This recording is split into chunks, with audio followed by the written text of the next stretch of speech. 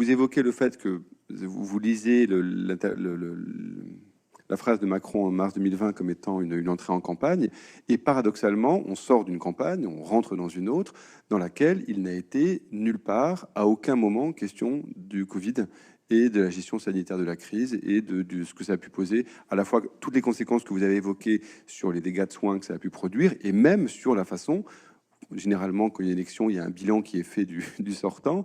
Ce versant-là a été finalement très très absent, et quel que soit par aucun des partis qui s'y opposaient. Oui, alors effectivement, j'ai maintenant un compte Twitter, donc j'ai annoncé cette soirée en disant silence assourdissant dans tout le pays sur le bilan sanitaire de la gestion de cette crise par Emmanuel Macron et par McKinsey. Car je rappelle quand même que dans les derniers jours de la campagne présidentielle, on nous a parlé de McKinsey, vous en avez tous entendu parler, du scandale même McKinsey, voire du scandale d'État, des millions d'euros d'argent public dilapidés par le pouvoir en place au profit de ce cabinet. Mais franchement, est-ce qu'on a parlé du fond de la politique de McKinsey? Mais pas du tout. On n'en a pas parlé. On n'a pas fait le lien avec le fait que ce sont ces gens-là qui, en complicité avec l'Élysée, le ministère de la Santé, nous ont imposé cette politique catastrophique.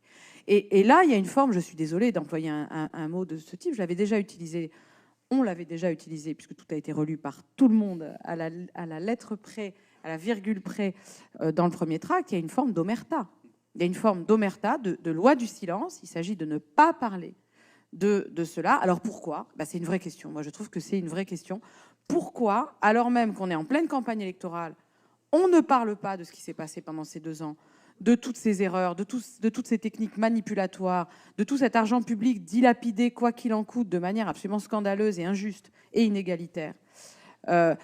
Pourquoi? Il y a plein de raisons. Il y a des raisons, bien sûr, psychologiques qui ne m'intéresseront pas beaucoup parce que ce n'est pas mon domaine de travail, qui sont la fatigue pandémique, on a envie de passer à autre chose, ça a épuisé tout le monde, etc.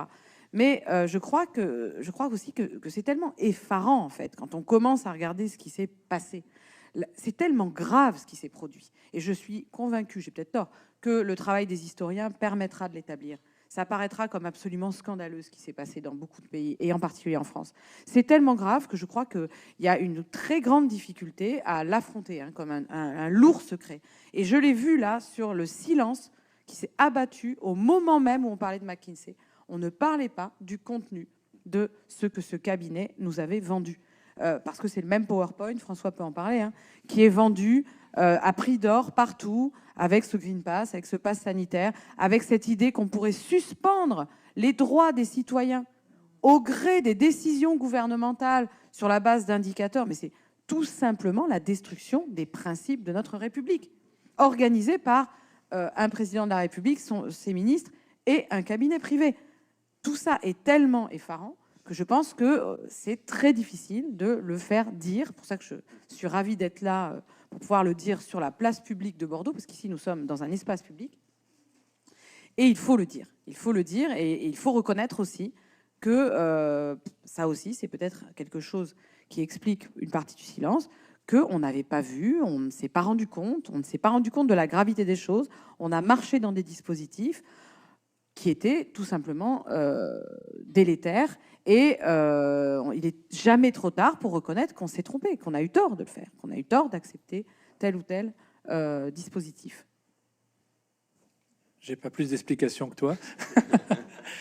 mais c'est vrai que, outre ce qu'on disait tout à l'heure sur la tétanisation de ne pas être étiqueté du côté obscur de la force, et c'est vrai que je pense que en pleine campagne électorale, ça a pu rendre plus que prudent certains candidats d'opposition.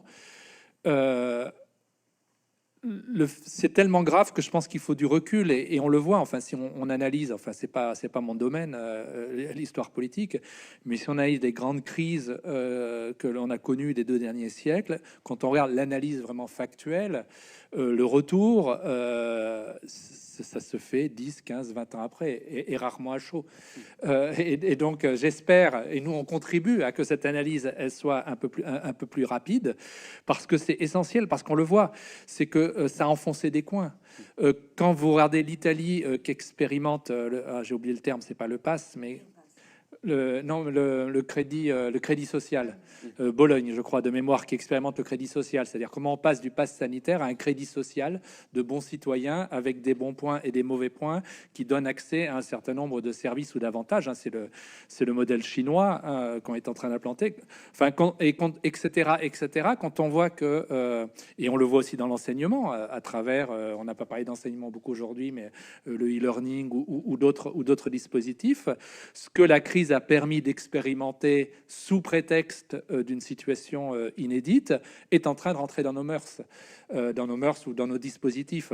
Et donc pour ça aussi, on n'a pas intérêt à en parler. Enfin, on n'a pas intérêt, en tout cas, à que ce soit discuté.